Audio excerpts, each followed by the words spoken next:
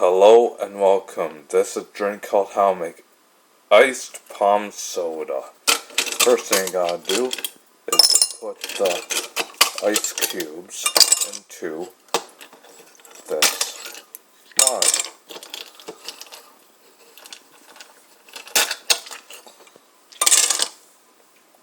And then you fill the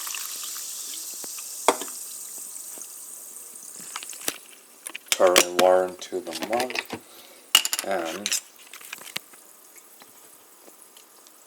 last but not least, you pour in the Pom Juice into the mug. And there you go, folks. Here's your Iced Pom Soda. Enjoy!